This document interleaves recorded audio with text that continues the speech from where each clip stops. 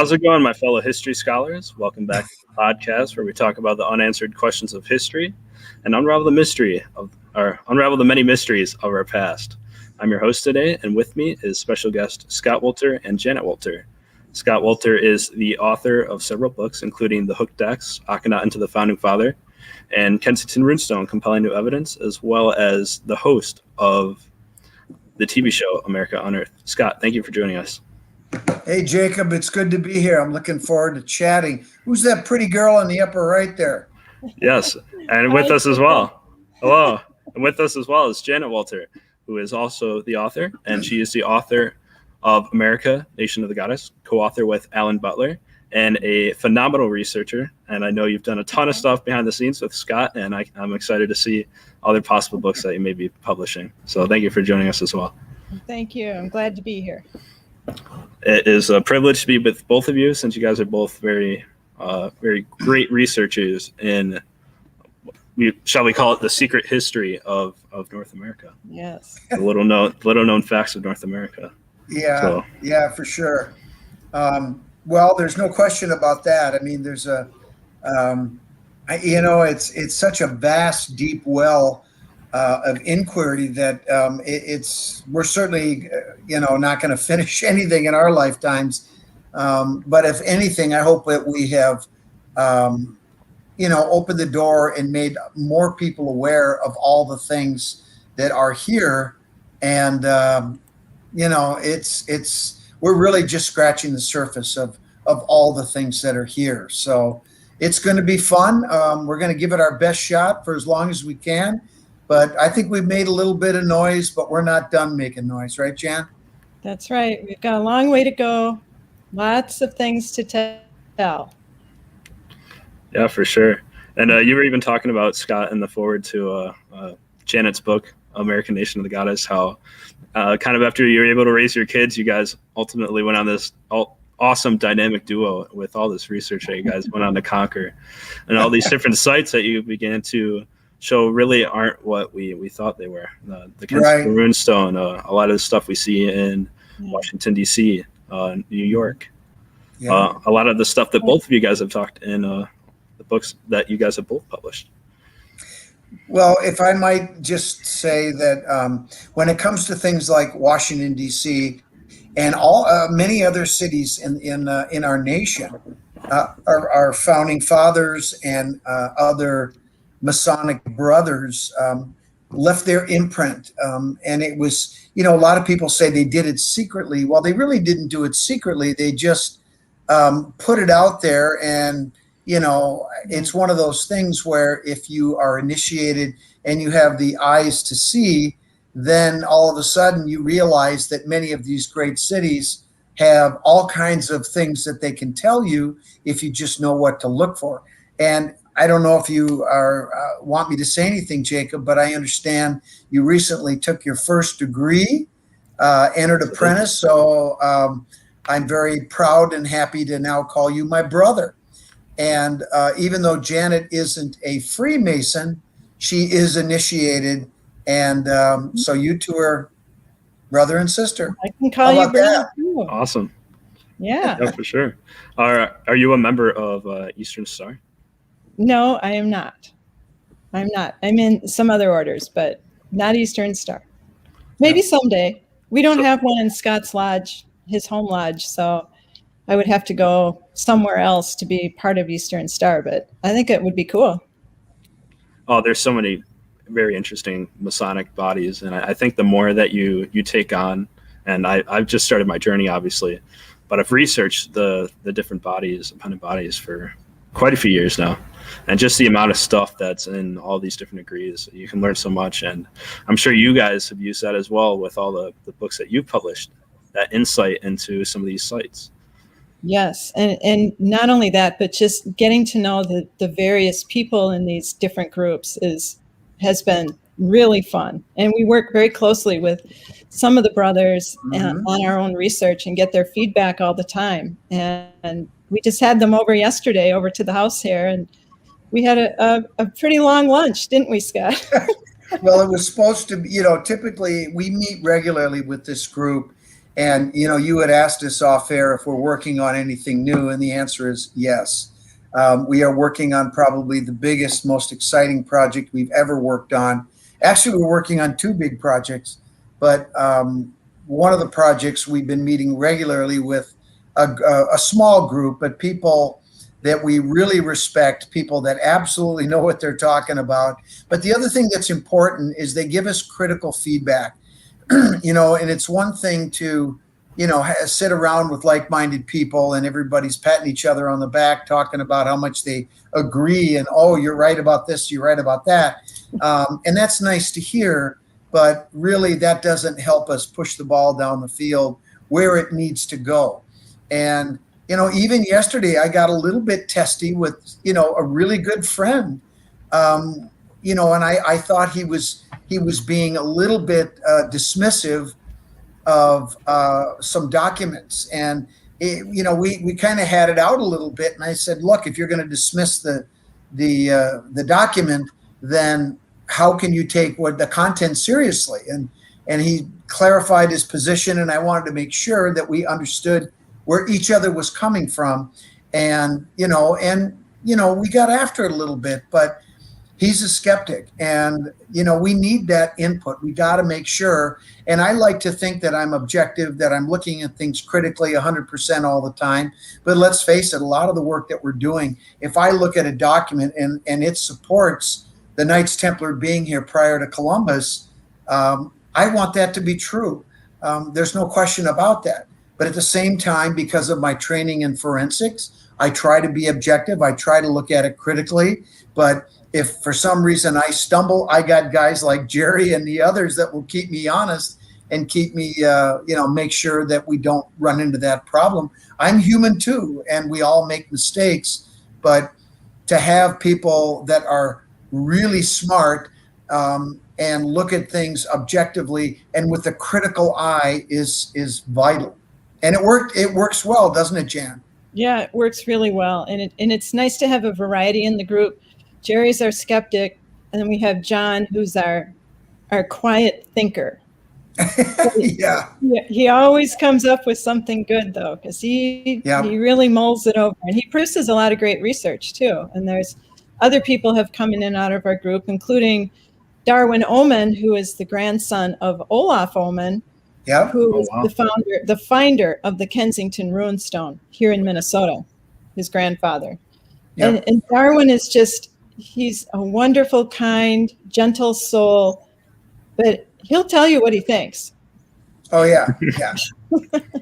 He's that Minnesota nice, but, he's not afraid, and he doesn't come out and bark at all, ever. No. But what he'll do is he'll say it in a way that by the time you're kind of done answering him, you go, oh, he was kind of taking a shot at me there, or asking me to maybe rethink my position or whatever I might have said. But he's a wonderful guy. We love him to death. And we're very fortunate to have these people. You know what they say, surround yourself with people that are smarter than you, and you'll be in good company. Well, I can definitely say that's the case. And Janet's part of that group. So. Yeah, we have a good time. As long as I feed them when they come over here, they're generally not too ornery with us. That was a beautiful meal yesterday, Jan. Good job. Oh, thanks. Good old wild rice soup from Minnesota. We have lots of wild rice in this state. Yeah, like you guys were saying, I think it's very crucial to have a good team, especially when it comes to subjects like the ones that you guys are researching. It's critical to make sure that you're getting this research right, because it's a field that hasn't been explored as nearly as much as the mainstream. Yeah. Well, if you want to indulge me for just a second,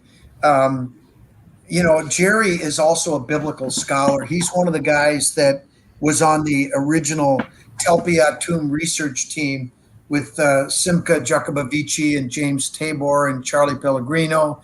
And if people don't know what the Talpiot tomb is, you need to Google it. It's Talpiot. It's an underground family tomb that was discovered in 1980 in Jerusalem. And these underground tombs basically existed for about 100 years. and it was a particular sect of Jews that had a very unique burial practice, how they handled their dead. They would process the bodies, put them inside these biers, these benches for the body to desiccate inside of a shroud. And then after 1 to 2 years, they would take the bones and put them inside of a box called an ossuary that was only large enough for the 2 largest bones in the body, your femurs, to fit in crossed. And then they would put the skull in last. And now you know the origin of the skull and crossbones. But Jolly Roger. But this particular group of people were the Essene, and they were Jesus's people, and Mary Magdalene, and John the Baptist, and these other biblical people. And one of the things that we were talking about yesterday was a document that contained heretical information, that the kind of information that the Templars would have had, the kind of information that they could have used to blackmail the Roman Catholic Church. And we know that it was documents like this and information within those documents that gave the Templars the upper hand, the knowledge to be able to say, look, back off, right? And this particular document we were talking about yesterday would absolutely undermine the very basis of Christianity and bring it literally to its knees. So that kind of information had to be kept very secret, except when you needed to inform people. So what we wanted to do, and we are still in the process of doing, we're not going to talk about any of this stuff until we know that it's bulletproof as we can get it. If it's not bulletproof, we'll say so. If we think it is what it is, I will say so. Because, you know, I mean, I know what the Templars were about. I mean, the leadership of the Templars were the ideological and bloodline descendants of these biblical figures that we're talking about. So if anybody would have that information, it would be them. And they would covet that information because it was extremely personal to them. And as it turns out, the Templars ideologically were not at all aligned with the Roman Catholic Church. And that's one of the reasons that you don't hear about in the academic world or in the religious world, because they don't want to talk about that. They won't talk about that. But when they found out what their true ideology was, that had nothing to do with Roman Catholicism, they were pissed. And that's one of the reasons why they arrested, tortured, and burned them, because they had realized that the Templars weren't who they thought they were. And good for the Templars. But that's my personal opinion. Right. It's always that question of how did it start as these original 9 knights and then turn into an order that was a state within a state, essentially? What was this knowledge, or how did they get this amazing power? How did they grow so big? And that's a lot of what you guys have been investigating. Right. Well, and beyond that, they took it much further than that. I mean, one of the things that I laugh about is the historical narrative is the Templars captured Jerusalem and held on to it for several decades, and then the Muslims and Saladin defeated them and drove them out. Well, the truth is they captured Jerusalem under the guise of being the soldiers for Christ, right? When in fact, really all they were doing was securing a base of operations in the Middle East so that they could spend the next several decades going into the regions around there, collecting documents, technology, certainly wealth, gold, silver, jewels, and the remains of important historical figures. But it was that knowledge and technology that was most important, specifically about astronomy, geometry, mathematics, and navigation. These are the keys to understanding navigation. Those 3 things I just mentioned, you will be hearing more and more as you go through your Masonic journey. Mathematics, geometry, and astronomy. Pay attention. Some liberal arts. Yep. You've heard those. Yes, and my co-author Alan Butler. He's really an expert on the Templars, the Europe side story of the Templars. And he was surprised when he met us that the information we were getting, and especially the Kensington Runestone, that they had come over here. He had no idea the story of the Templars continued over in North America. And he was very surprised by that. But I give him all the credit in the world for embracing the possibility and exploring it with us. And I think he was as surprised as anybody to see that what we were finding had merit. Yeah, I Are you absolutely talking loved about your guys' Darwin, book. Jan? I cut sorry, were out. you No, I'm talking about Darwin? Alan. I'm talking about Alan Oh, Butler. Alan Butler, right. Okay, you cut out for a sec on me, but I thought you were talking about Darwin. You could almost say the same thing about him, you know. And I can't give enough props and credit to Alan Butler, Janet's co-researcher. This guy is absolutely brilliant, and he knows more about the Knights Templar than any scholar out there. And what I mean by that is he understands the true ideology, the true Templar order, what they were really all about.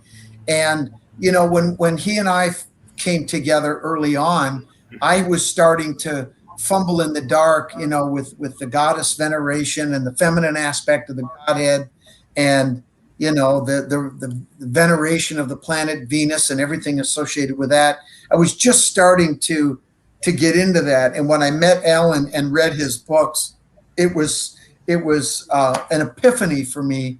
And I just can't tell you how much I love and respect him. And I'm honored to call him a good friend. And, you know, he's so humble, and he just doesn't, you know, he doesn't push his own case, but he is truly one of the brilliant minds of our time, in my opinion. Right. He is absolutely. He was one of the first ones you guys went to, right? What was that? Oh, you're cutting out a little bit, but I was going to say he was one of the first researchers you guys kind of went to, and you and Alan really kicked it off, Janet. And if you guys haven't read it, American Nation of the Goddess, definitely check it out. I hear the foreword in that book is really good. Yeah. Oh, yeah, you can skip the foreword and get right into the meat of the book. Anyway, no, you and Alan wrote a wonderful book. Oh, thank you so much. And yeah, well, the foreword was good too, Scott. Yeah, I thought it was good, but no. No, you know what? It's I think the one thing that Alan does and Janet did really, really well in their book, actually better than me in my book. I think sometimes I have almost too much detail and I go pretty far into the weeds, but Janet and Alan have a really nice way of saying something that's complicated in a relatively simple way so that people can understand it. And right, and that's what I love. They about really did a good job with that, you know.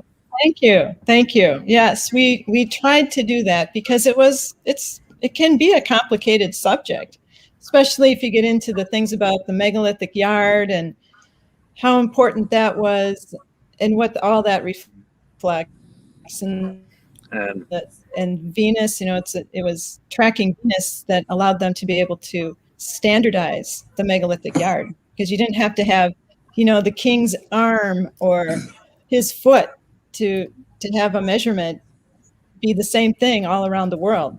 But if you just track the planet and you know what you're doing, and there's a time component to it as well, which is a part of measurement we've lost in the modern era. But Alan understood. He figured out how they did all that, and he blew me away with that. But we see the megalithic yard as a sacred measure that was still being used by our founding fathers, hidden in plain sight. Yep. Right, and I think there's so many amateur historians that really want an access to the stuff that you guys are talking about, and the fact that you guys are able to write it in a language that people can understand.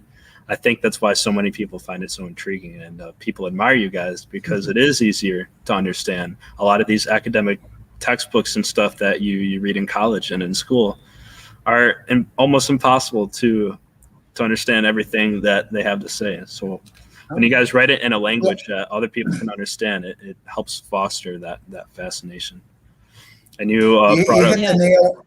Yeah, you hit the nail on the head, because you could be the smartest guy in the world, but if you talk over people's heads all the time and they don't understand what you're talking about, what good is it, right? Right, and sadly, that's a lot of the college experience nowadays. But I wanted to, yeah, trust me, I know for sure. But you brought an interesting connection about the Grange and this whole story of the Venus families, and I wanted to touch on that because I think that made your book with Alan specifically stand out, because you guys did a lot of research with the Templars, but then I knew nothing about the Grange, and I think that was what made a Nation of the Goddess stand out. And we didn't either. Yeah, we didn't either. The reason it even came up was because Alan was familiar with the Granges, which were the Cistercian monastic farms where they raised their crops and their animals, and that was a lot of what their wealth came from, because they were able to turn poor farmland into rich farmland because they knew how to raise sheep, and the sheep would graze and they'd eat just about anything, and then they would fertilize the soil. So that was one thing he was very familiar with. And I had never heard of Granges as a term. I just know farm, right, as an American. But then one day we were talking about New Grange in Ireland, and New Grange, the passage to him that's about 5,000 years old. Venus, the light of Venus comes in. He said New Grange to me. I said, Grange, I've heard of the word Grange before, but in the context of something that the farmers had back in the 1800s called the Grange. And it was what I thought was a farmers' union. So they could get fair pricing from the railroads and other modes of transportation to get their goods to market. And he said, what? In his very English way. What? There was something called the Grange in America? I've never heard of this.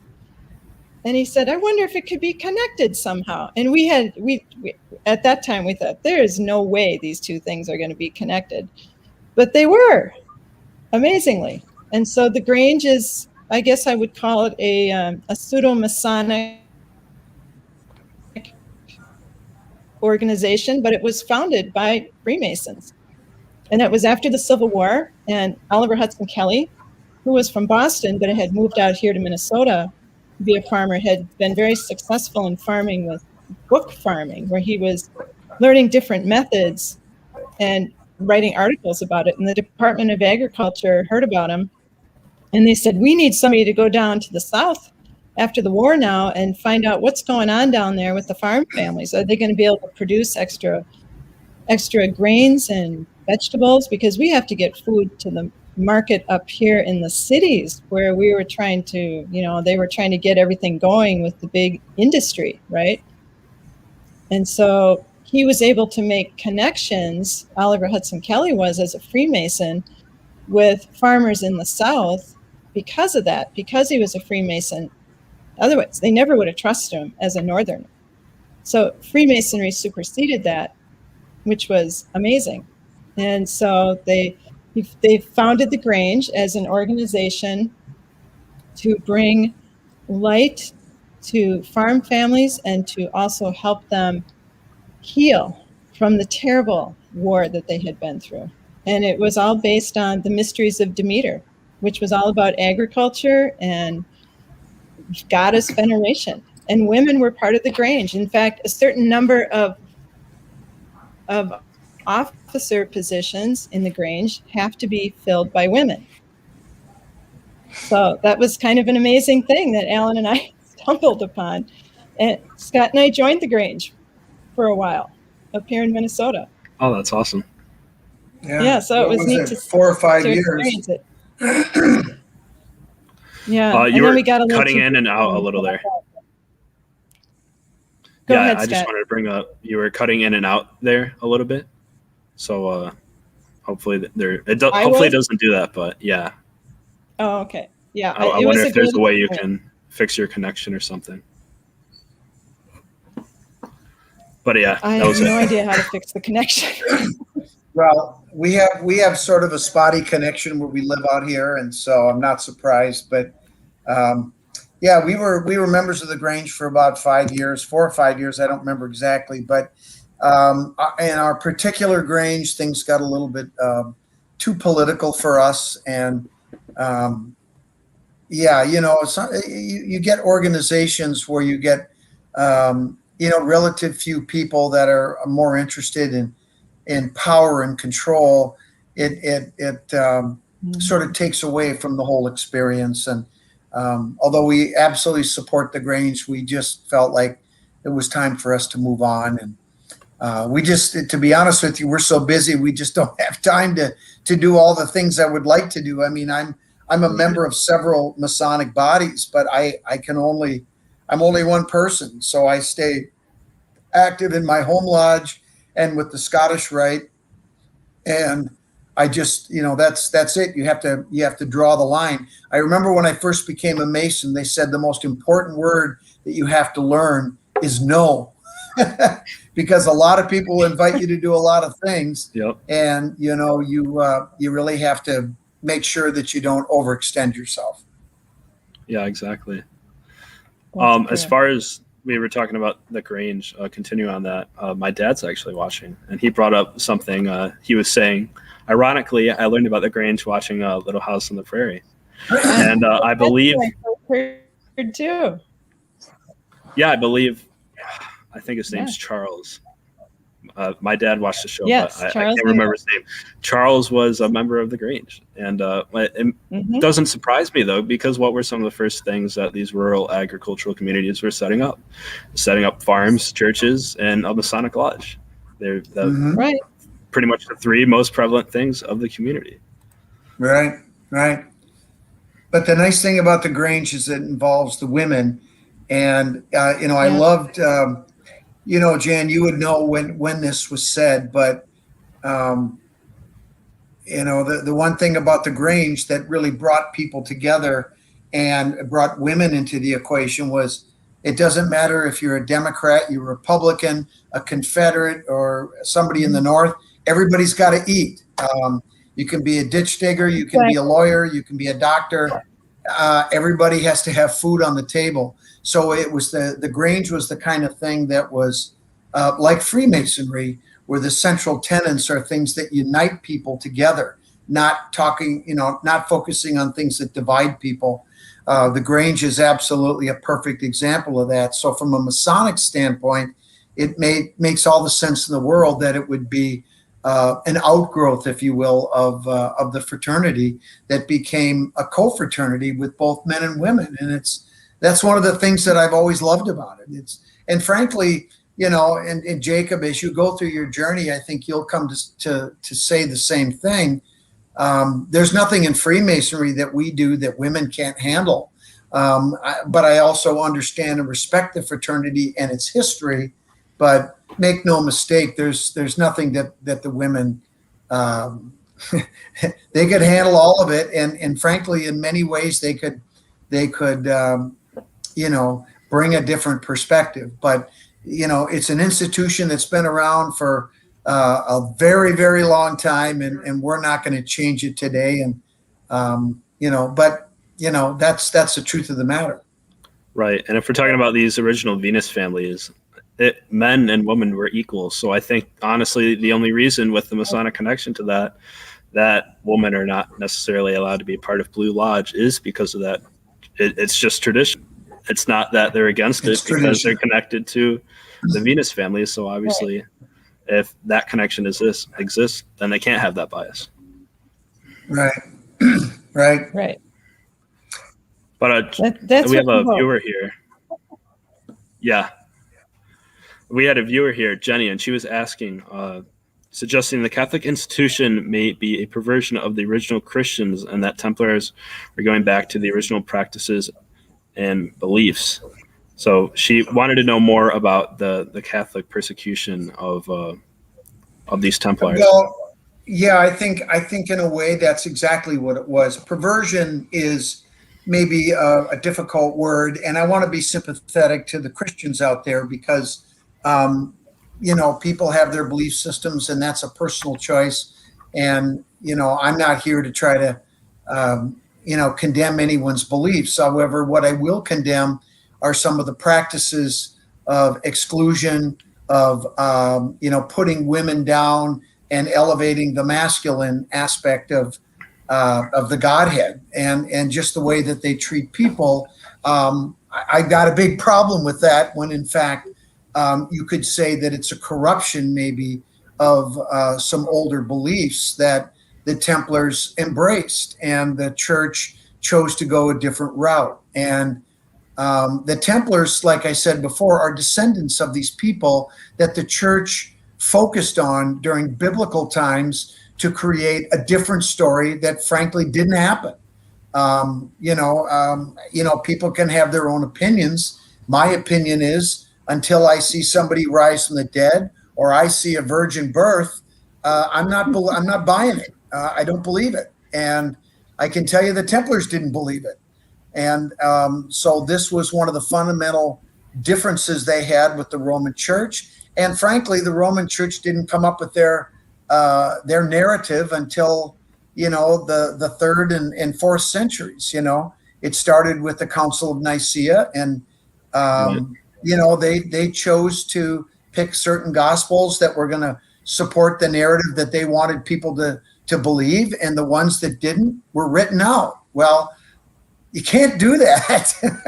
Right. I mean, they did it, but you can't just pick and choose the facts that you want to support a story that you want people to believe. And frankly, I believe that this corrupted, I don't know if I'd say perverted, but corrupted narrative has not been good for this planet, for humanity. And those are tough words for some people to hear, but I truly believe that. And I think, look, the church's history speaks for itself.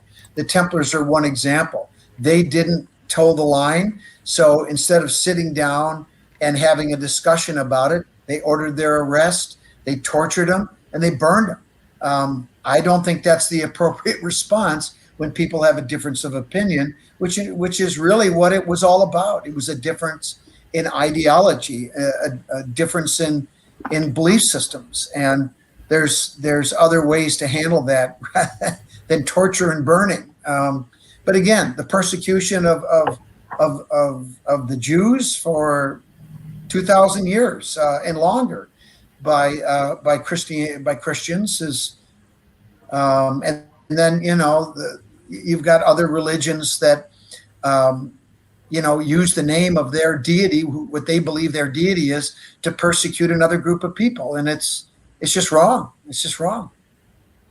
Right. I think it hit the head on the nail there.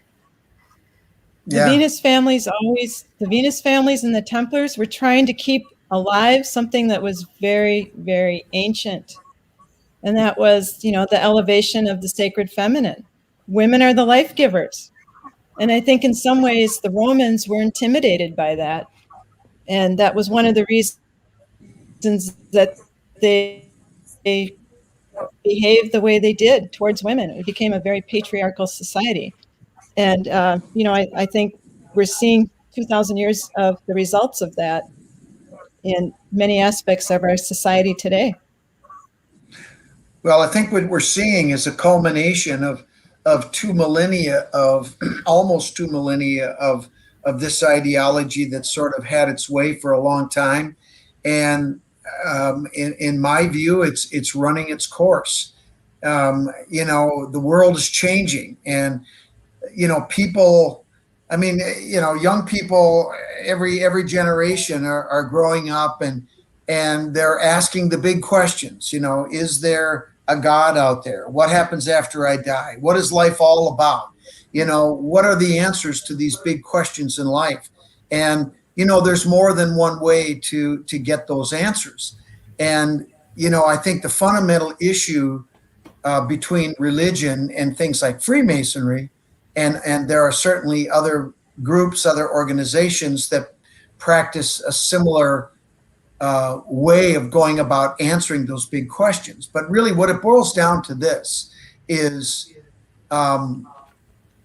in organized religion, it requires a conduit, a human conduit between people and creator. And you are required to go through this conduit.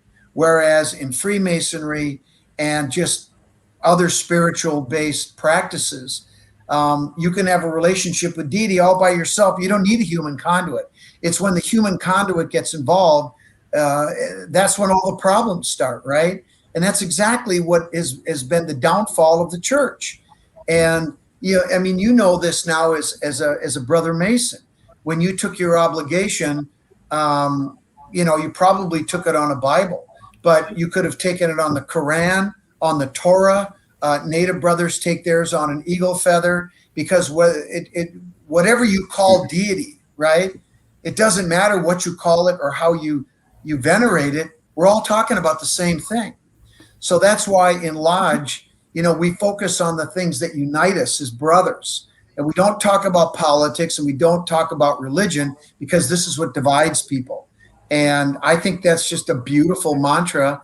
And I think, and this is why the church condemns Freemasonry. They don't like us for the very reason that we don't actively preach what I just said. You won't hear any Mason ever say that. I'm saying it because I know it to be true. And I think it's important that somebody has to stand up and say it. And I've taken a lot of criticism for it, but I don't really give a rip. It's the truth, and sometimes the truth hurts. And I think deep down, whether you're a Christian or any other religion or no religion, you know what I'm saying. It rings true because it is true. And we're seeing the fallout of that now. Young people who are still asking these big questions, fewer and fewer of them are trying to find those answers in organized religion. They're using other ways to try to get to that spiritual balance that we all want to try to achieve. And I think that's a good thing. If people want to pursue organized religion, whether it's Christian faith, Jewish faith, whatever, good for them. That's your choice. But where it becomes a problem is where certain religions will look down on other people for not embracing their faith, or in fact persecute them, which they have done many times throughout history. That's not the way to do it. Exactly. I would agree. God, now I sound like a preacher. Yeah. Yes, and make it clear that Freemasonry is not a religion. No, not at all. Nope. No, Although I would say it's inherently religious, but it's not a religion in itself. No. Well, but the thing is, we do have to, That's what Manly Fee Hall said. It's to the will and pleasure of the worshipful master of the lodge, right? Well, the funny part is, as soon as his year is up, he goes back to being a brother, just like the rest of us, right. And all those privileges he had are taken away like that. So and that's when he becomes the grumpy past master. That grumpy past master, or in many lodges, they go back to being the Tyler, right? And they start over again. So I think it's a really beautiful system. That's why so many organizations throughout history have taken the Masonic model and sort of made it their own, twisted it around a little bit, like the Grange. I mean, I think that's a positive one. Right. The Mormon faith is based solely on Freemasonry, and it's a different version of it, but it's the basic elements are there. And I think when you're doing something right, isn't imitation the highest form of flattery? It tells you you're doing something right. Right. And we had another viewer comment here, and I'll give this one to Janet because you helped research the Grange. Right. Alan. But Sharon was asking if Massachusetts colonials may have been a part of the Grange.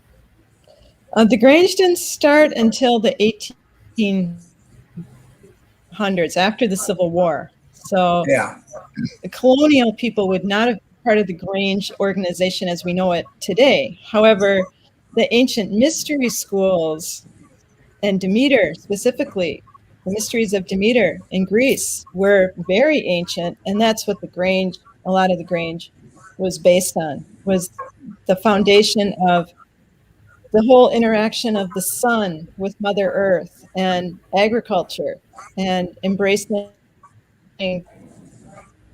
that cycle of life that we see at death in the winter, rebirth in the spring, and harvest in the autumn.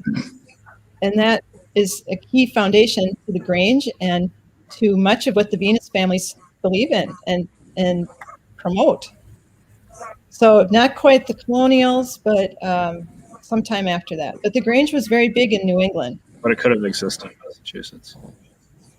Oh, Okay. absolutely. Yeah, I think that answers that question very good. It just wasn't officially the Grange until after the Civil War. Yeah, okay. Yeah, that's a good answer. I wanted to get back into the Templars because I've been researching something recently, and I wanted to get your thoughts on Scott. You might be able to answer this one. Have you heard, or what do you think about the Order of Santiago? Enlighten me on the Order of Santiago. I've heard of it, but it sounds like sort of an offshoot of Freemasonry, but a separate organization. Is that right? I'm not familiar with them. Right. So what I was researching them was it was basically saying that they were almost like a Templar offshoot, but Spanish, and that they were part of the Spanish Inquisition, and that when I forget the Spanish explorer that explored the Mississippi River, he was actually you're buried thinking of De La Salle. No, that's there was another one. No, De La Salle explored There's a guy the that was southern searching for half. Cibola. It was an explorer that was searching who? for Cibola. The 7 cities of Cibola. Yeah, I don't know. I don't know anything who about that is. Hernando de Soto. No, but, De Soto. oh, Oh, De De Soto. Soto. Okay, right. Yeah, De Soto was farther west and north. De Soto was buried LaSalle on the started in Mississippi. Montreal, went down the Ohio to the Mississippi. Right, and then De Soto went the opposite way. I believe he started near Florida, I want to say, and then went up through a lot of the south into the area of the Mississippi River, and he was actually buried in a Templar fashion on the Mississippi River where he died. And there's actually I don't know if it's a wood carving, but I ended up finding a picture of him wearing the white tunic with the red cross, being buried. Oh, is that right? On the Mississippi. Well, he could have been a member. Yeah, he could have been a member of the order. I mean, if he was in the Iberian Peninsula, the Templars had a very strong presence there, especially in Portugal and in Spain. So they may have been an offshoot order. You got to remember that, there are other orders than, the Templars. I mean, when the Templars were put down, everybody thinks it was over. But in Portugal, they just changed their name to the Order of Christ and continued on for another 500 years. They weren't officially disbanded in Portugal until 1835. So, for people to say that the Templars didn't exist after 1307 and 1314 when De Molay was burned, it's just not true. It's just not true. Yeah, and I found the De Soto stories. Yeah, sorry. Oh, sorry. I just wanted to say I found the De Soto story specifically fascinating because not only was he a member of the Order of Santiago, but so was Cortez, who took over the Aztecs, as well as I want to say Pizarro, but I'm not 100% sure if he was. But these guys were following in the footsteps of the orders that preceded them. I mean, is it a coincidence, do you think, that Columbus, went right into the Gulf region and started acquiring wealth? Look, he was using the maps of the Templars because he married into the family descendants. In fact, his father-in-law was a famous explorer in the Drummond family, and Columbus inherited all of his maps and charts. He didn't discover anything. He knew exactly where he was going. And I mean, the whole notion that Columbus discovered anything at all is laughable to me. But in any case, De Soto, wasn't he buried in a lead box? Yeah, he was buried in a lead box and tossed into the Mississippi River.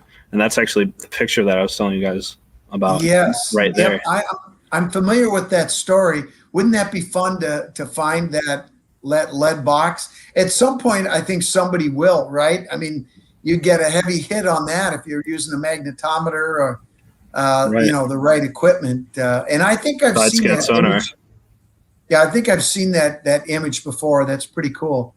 Yeah, I just wanted to bring it up because I shared it with you a while ago. I And remember that. Yeah, I remember that. Cool.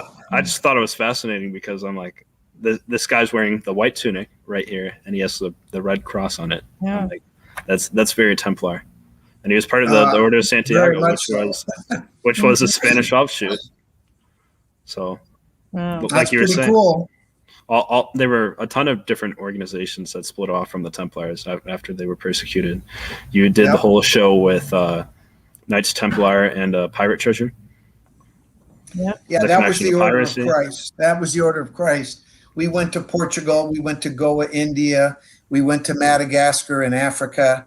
And it was amazing. I mean, it was a whole history that people know nothing about. And it's Templar history. It's just not the sexy, crusade period that people are used to associating with the Templars. And there's just so much more to the story. And of course, you have this whole giant chapter of the Templars coming over to North America, which is what we've been working on all these years. Right. And to think that the Kensington Runestone was one of the major pillars of establishing this sanctuary that became the United States. I mean, the Runestone is so important, and it's just been so misunderstood. And this is a case that eventually history is going to show, probably, exhibit A of academia that outsmarted itself, thinking they were smarter than everybody else. And, well, if we don't know what it is, then it has to be a fake. I mean, what kind of investigative logic is that, for crying out loud? Right. Jesus.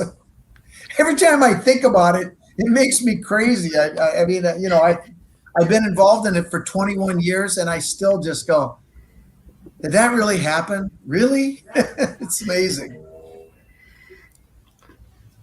Yes, and so much has spun off of that. We've had so many things happen because of the Runestone, that making that connection. I mean, we're here in the middle of the continent in Minnesota, where the stone was found at the headwaters of a river system, not just one river system, but the one going to the north, the Red River of the North, that runs through Fargo, Grand Forks, and up into the Hudson Bay.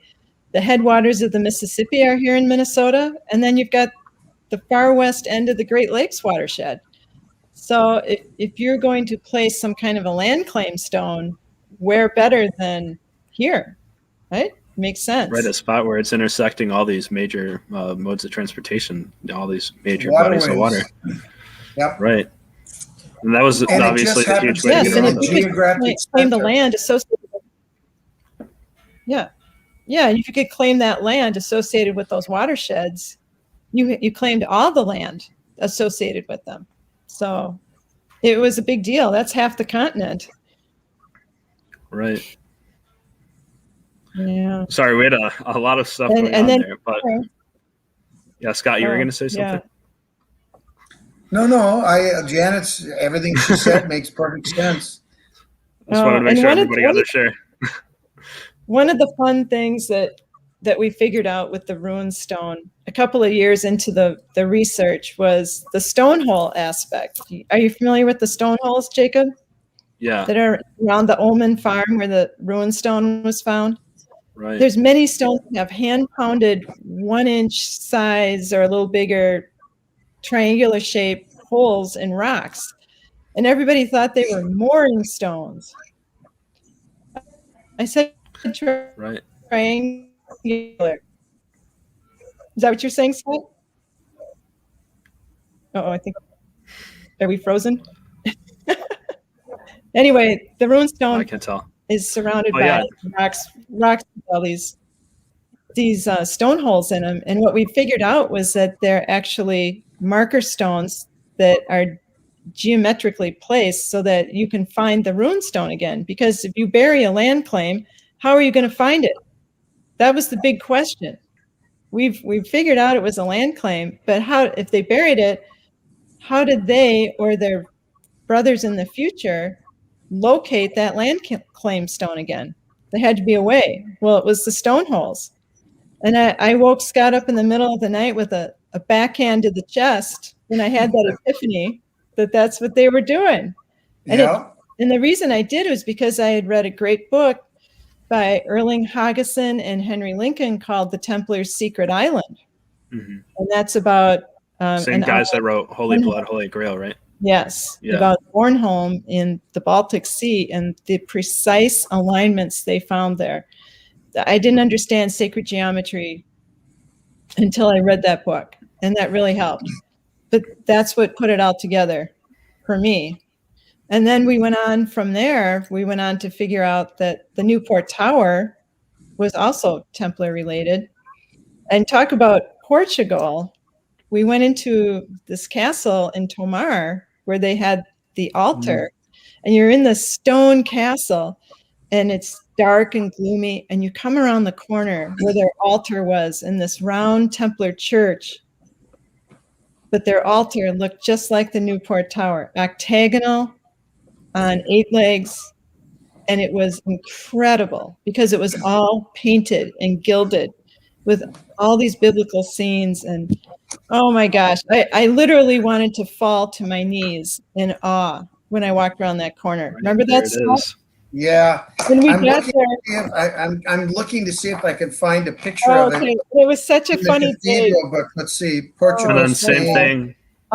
I'll never forget that day because we'd been shooting. Scott had been shooting all day, and I was there with them. And we were there. Steve St. Clair was there too, and Maria Oz from the production company, and Andy, her husband, was the director, and he knew that we had to get up that hill to go see that thing, that castle, by the time it closed. And he literally let us go 15 minutes before the place closed.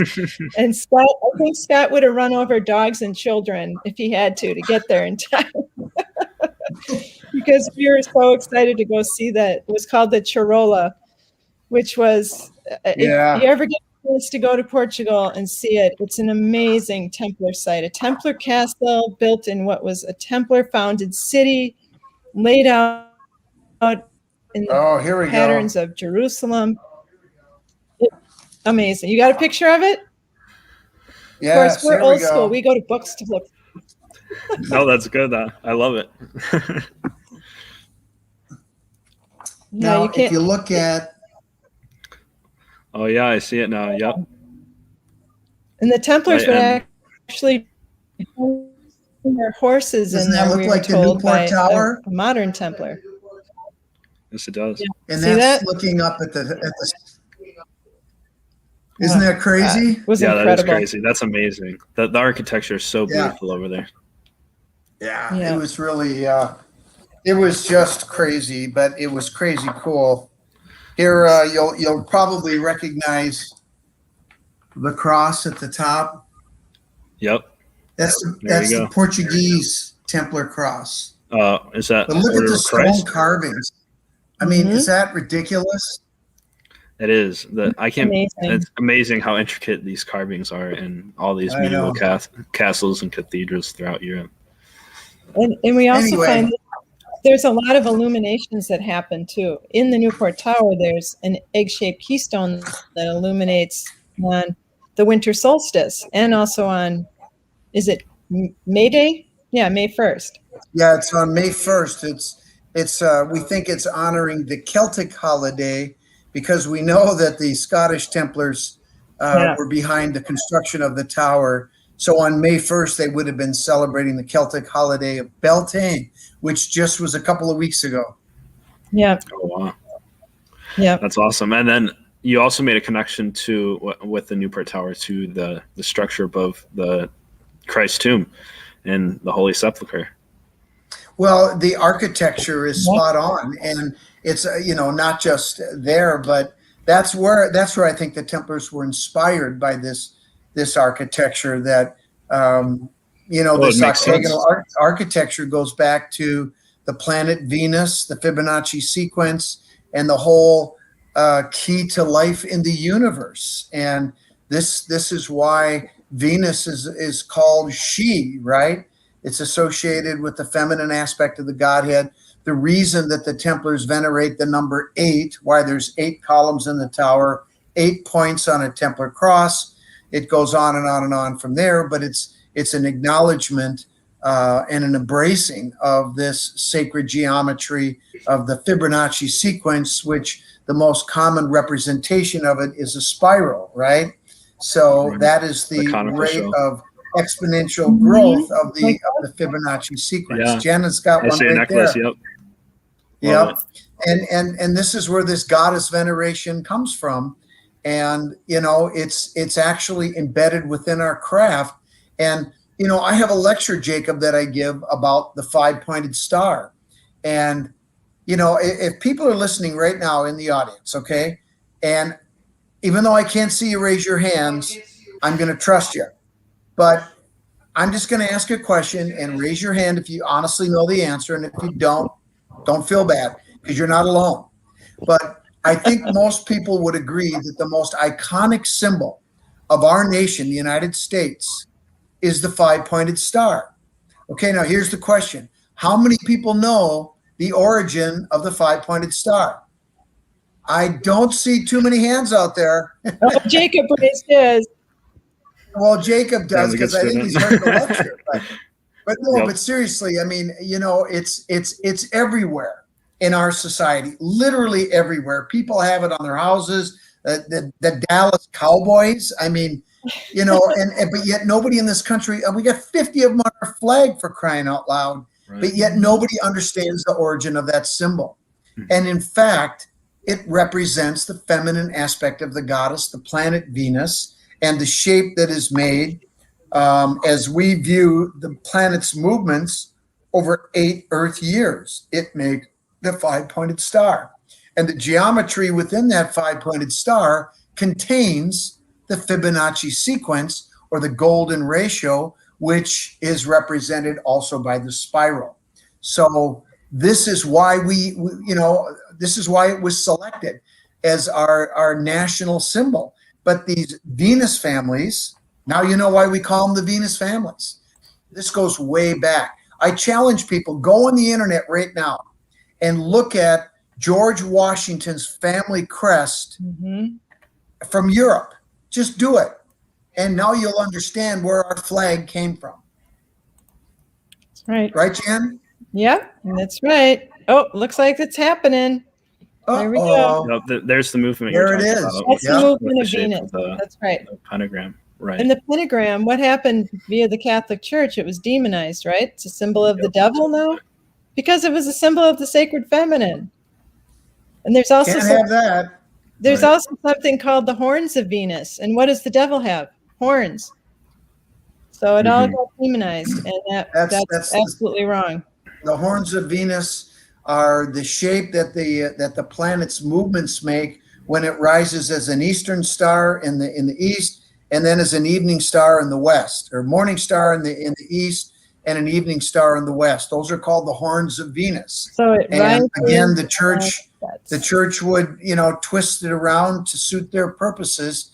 And really, I find it tragic that they've taken this symbol, and to so many people, it's a symbolic representation of the devil, which is something they also created. There is no devil out there. This is nonsense.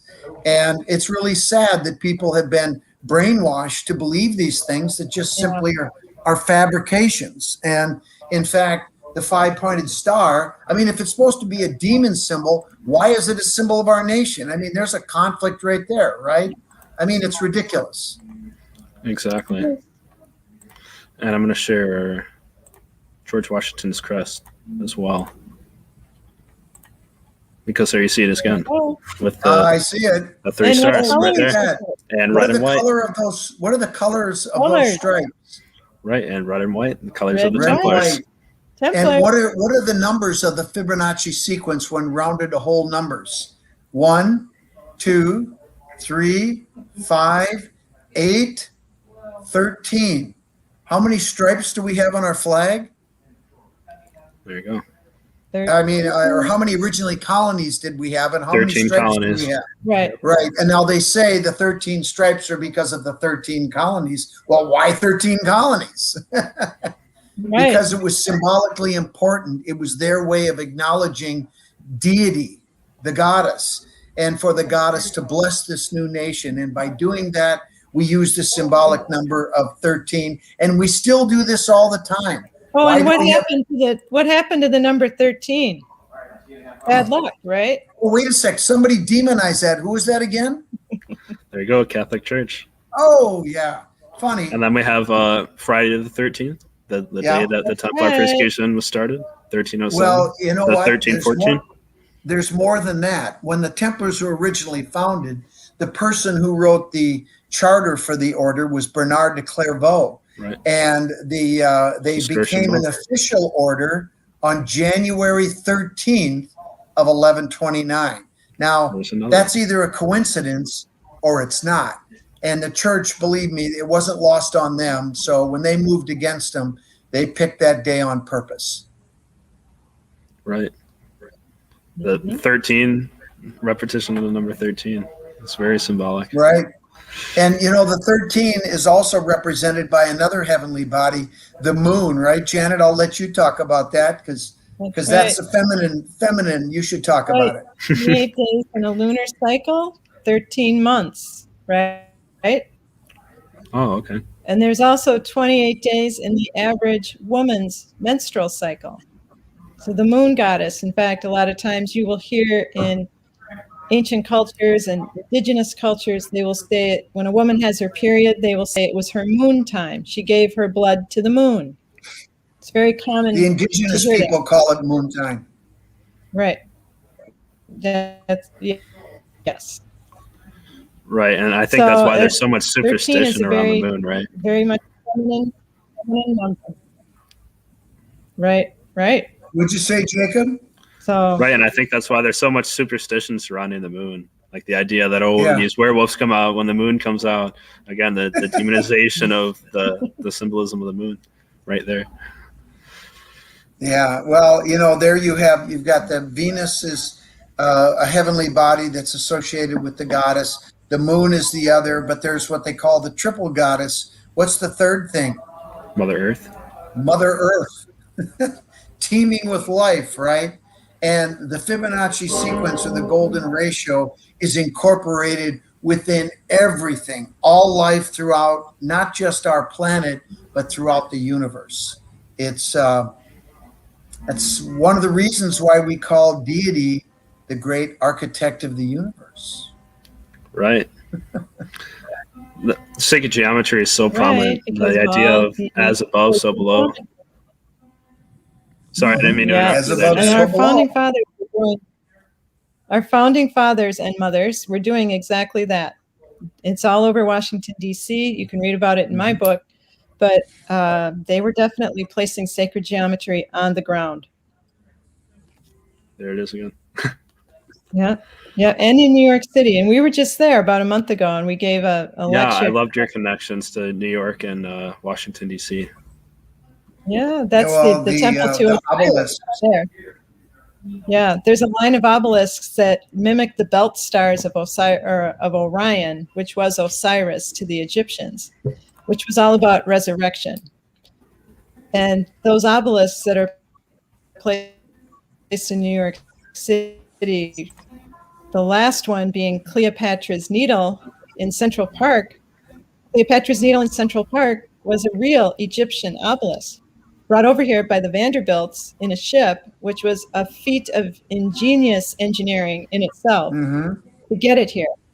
But they placed it, Vanderbilt, because he paid for it, he had the right to place where it was going to go, and he put it in what became Central Park. But at that time, it was out in the boonies, and people wondered, well, why do you want to put it way out there? Well, it's because of the formation it made with the other two obelisks that had been placed there before that, earlier in the 19th century, including the first one at St. Paul's Chapel down in the heart, well, I would call it the southern part, near where the World Trade Centers were. It survived that miraculously, but it's the oldest chapel in the city. And our founding fathers were there. Ben Franklin, George Washington, L'Enfant, who laid out the plans for Washington, D.C. they were all part of that chapel. And it's designed, Lon Font designed the beautiful glory altar piece in there. But there's no doubt that there is a sacred architecture there. It's the dog leg of those 3 belt stars is laid out there, and Vanderbilt left a clue that still exists. If you go to Grand Central Station, if you've ever been in there, it's gorgeous. But the ceiling is a barrel vault ceiling, and on the ceiling is painted the constellations, and one of them being Orion. It's the only one that's backwards. And for many, many years, the Vanderbilts have been criticized about that, including when the ceiling was repainted and cleaned, and why didn't you fix it? And they always just smile and say, it's perfectly correct, because it's the temple of Osiris, Orion. And it's made to be viewed from above, not from down below. And that's a clue. And what does it point to? Out in the harbor. Who's out there? Statue of Liberty. Yep. The goddess. The goddess, Isis, right? The consort of Orion. And there you have it.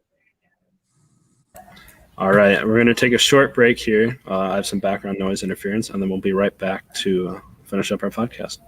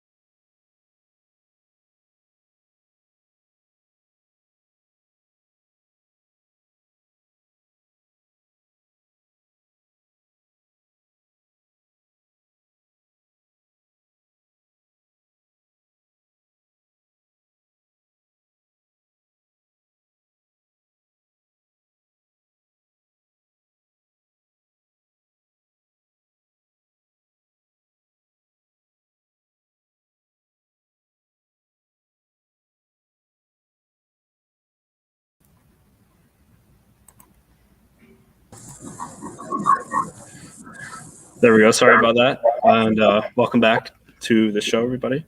I want to get back into, I don't think Scott's here yet, so I'll wait for him to get here. But Janet, Yeah. Let's talk more about your book. And are you planning on writing some more, possibly publishing a second? Ellen and I have been working on another one, be a sequel to this one. But he's had some health problems this year. And also, of course, COVID has put the kibosh on a lot of things. But I'm hopeful that he is now over the worst of his situation, and he will be in a better place where we can get back to doing our research again and finish up what we started. So hopefully we will be getting something out there again. Yeah, because I really love, and I know I've said this several times, but I really loved American Nation of the Goddess. You and Ellen made for such a great team, and I think the book you guys ended up putting together was phenomenal. Well, thank you. I appreciate that. Thank you. Specifically, Ellen is your connections to New York, I had no idea. Like when it came to New York, a lot of people are familiar with Washington, D.C., maybe Christopher Hodap, and some of the stuff that your husband's son, Scott, with the Kensington Runestone. But I loved your guys' connections to the Grange, like I was saying, and your connections to New York, because I had no idea all the connections to New York that the Templars and Freemasons may have. Yes. And we, one of the other things that we worked on was Washington, D.C., as you mentioned, and there's a lot going on there. And the thing that I think I was the most excited about was what we discovered with the Washington Monument and the shadow play. that was built into that. And it's amazing. I mean, you have to remember the people that designed the Washington Monument and the placement of it and all the monuments around it and the rest of the city this shadow points to, they didn't have computers. They didn't have calculators. And these are amazing feats of engineering and astronomy to be able to track this so accurately that they could place on a certain day that the tip of the shadow would touch a certain place around the National Mall. That's incredible, including the first thing that Alan had discovered before I even started working with him was that during the Mystery of Demeter time, which was in September, which is when our Constitution was signed, no coincidence, right? Constitution Day is September 17th, which is also the Mystery of Demeter's time. That's when the ancient mystery schools were happening. And the shadow of the Washington Monument marches right down the mall and right up the stairs of the Capitol on that day. And that's amazing. And if you stand at the tip of the shadow of the monument, which we have done, and you look up, it looks like the sun is sitting right on top of the Washington Monument. Oh, wow. That's amazing. And the Vescopiskis, right? What? Yeah, had a connection to the Vescopiskis. Yeah. Washington Monument as well. Right? Yes. Well, symbolic of the... Yes, and it's sitting in a Vesica Pisces on the ground. Well, yeah. and I was like, what? Because you don't realize that unless you look at it from the sky, or if you have those eyes that are trained to notice that kind of stuff. That's right. And we went, well, Scott and I went there on the winter solstice because that's when the real magic happens with the monument and the shadow play. Because that's as I always tell Scott, his birthday is December 21st also. The shortest, darkest day of the year. Yes. So we were there one year because Alan and I had written this in our book, but we knew we had to go witness it on the ground because we had programs we were using and we knew it should work. But as any good scientist would tell you, as my husband told me, you guys got to get out in the field. You got to get out there and make sure it really works. And so we did. He went with me. Alan couldn't come. So we went out there and Alan told us what time. We were there a little bit before the solstice. It was like the 18th, 17th or 18th. But we knew it would be getting close to what it really does on the solstice, which is it just touches the ellipse and penetrates into the ellipse. So think of it as a fertility symbol where it's like a giant egg being fertilized by the sun, represented by the national or by Washington's monument. So we stood there and it was a partly cloudy day and we couldn't see our shadows as strongly as we hoped we could in the shadow of the monument, but we were able to figure it out by where we could see the sun on the tip. And it was a cloudy, you could just see the orb of the sun through the clouds. And then we decided the next day we had to go up in the monument and try to see the shadow looking down. And we were able to do that. And we thought we had missed it. We knew the time of day it was supposed to happen. And the minutes ticked by and it was cloudy, no shadow. Scott wandered away from the window. And I stood there for a couple more minutes. And I just went, oh, come on. Come on for a minute. I just got to see this. And boom, it happened. Woo! It was so fun. So yeah, you guys haven't been up there. It's such an amazing view too. Because I went to DC quite a while ago. That's such a great view over the city. Speaking of that, something just during the break, I just checked my email and get this. I just got this email and I'm just going to read it to you. And this is really cool because it's relevant to Washington, D.C. Sent on behalf of Alan Kilsheimer, and Janet knows that name. Good evening. It's coming up on the 20th anniversary of the 9/11 terrorist attacks. Hard to believe, isn't it? We are writing to the firms who worked on the Phoenix Project, the Pentagon rebuild, rather than individuals, since we do not know if people are still working at the same place. You may remember that in 2006, there was a dinner with all the workers we could find who participated in the Phoenix Project. And I just had a thought that it might be appropriate to do something like that again for the 20th anniversary. So we are wondering what your thoughts are. For those of you still around your firm that actually worked on the Phoenix Project, or anyone you're still in contact with at any firm who is retired, etc., would you please let us know if you would be interested? Let's roll. Alan Yay. Kilsheimer. Oh wow. That's great.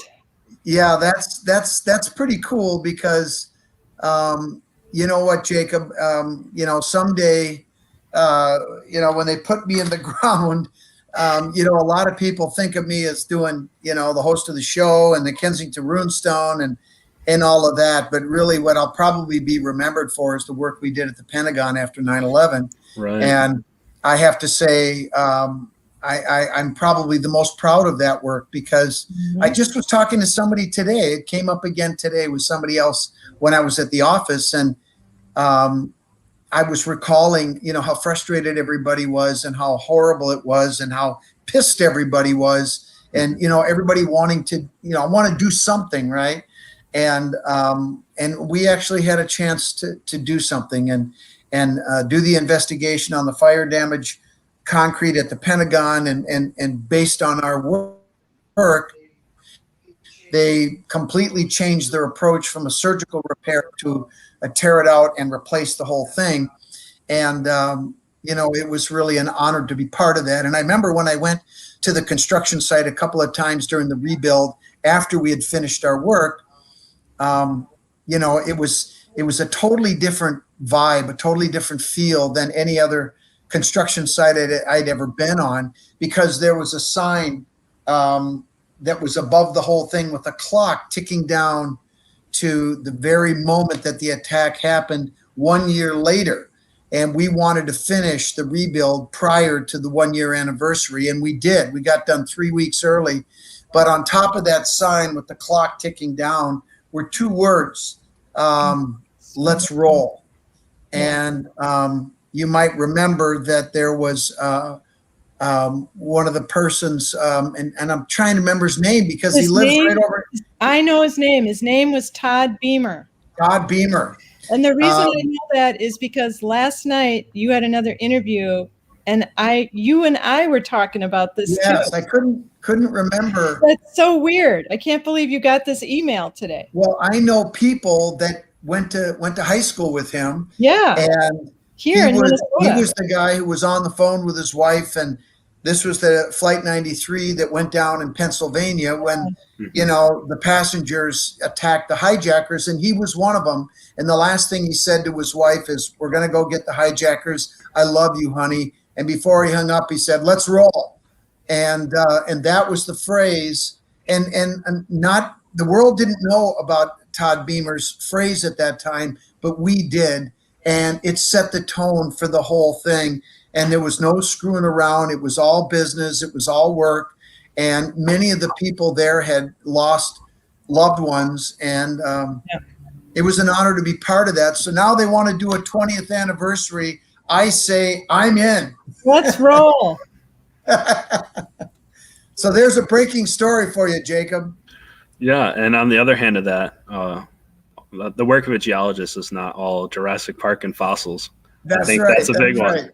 So that's right. There's a whole other side to it. And I think as much as you guys are, specifically Scott, as much as you're credited for all the research you've done, you also help with the whole 9/11 stuff. And I'm sure, like you're saying, that's just as important, if not more important. And like I was saying, that's the other side of the work of a geologist. It's not all fun and games and finding fossils and playing with rocks all day. Well, it's helping out these people that need the help.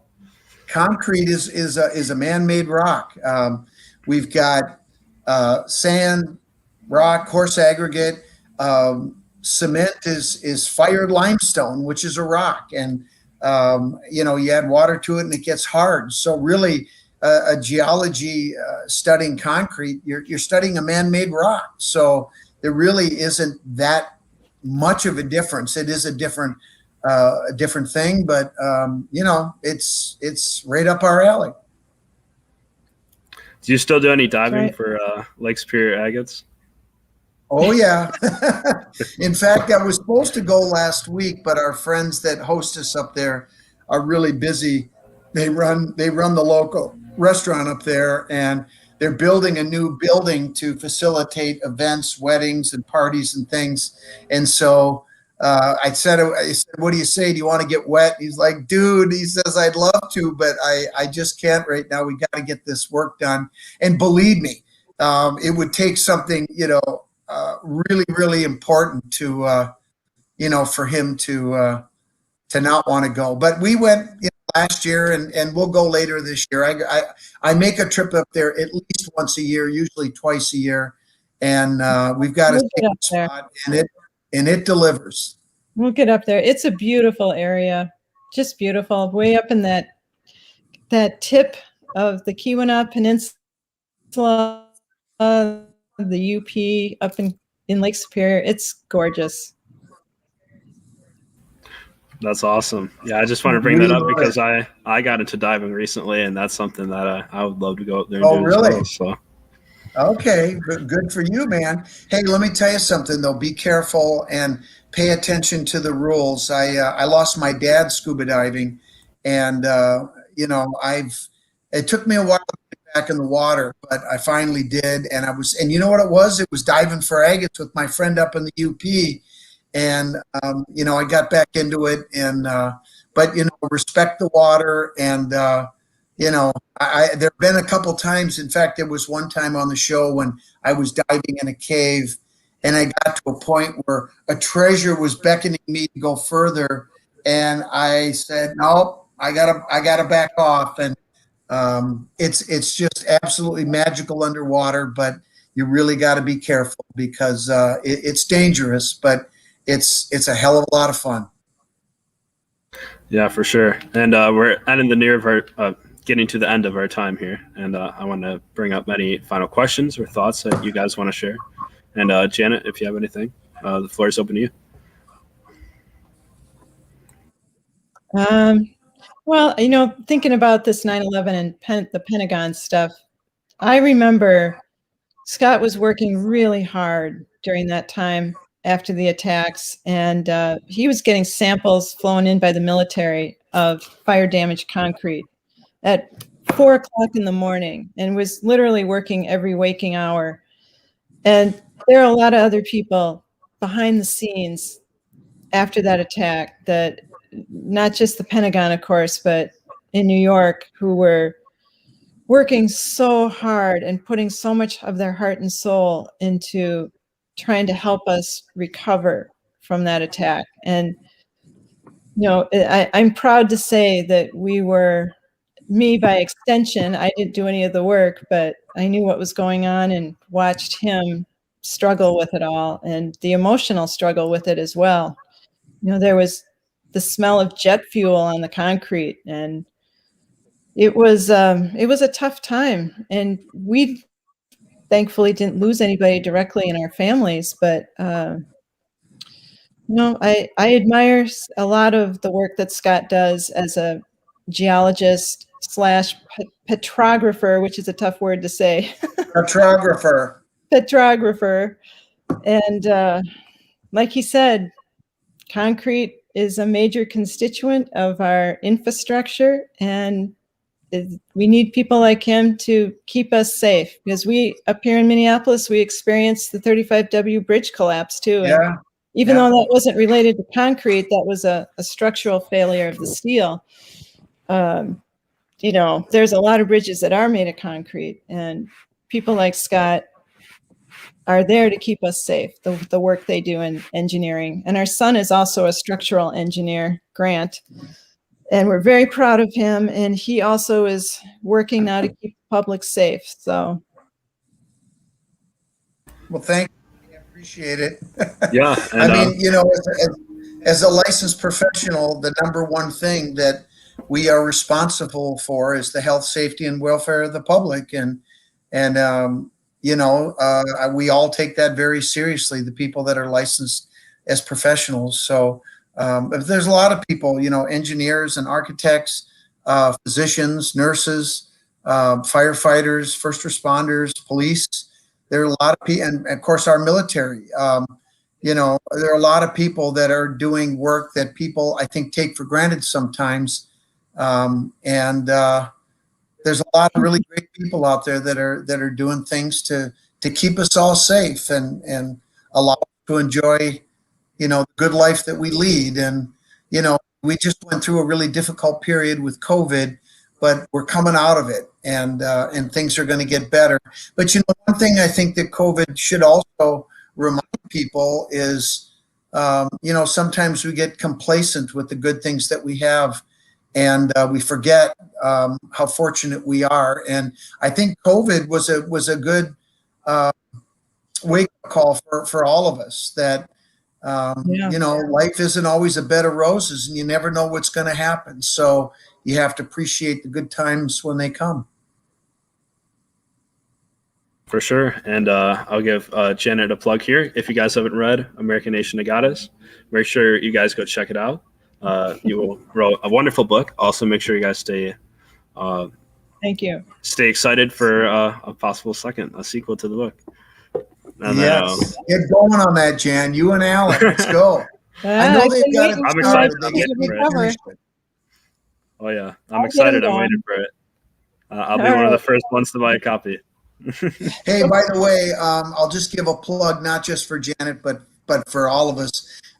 If people are interested in getting signed copies of Janet's book or any of my books, go to our website. We sign all books that are bought off our website. It's www.hookedx.com. Oh.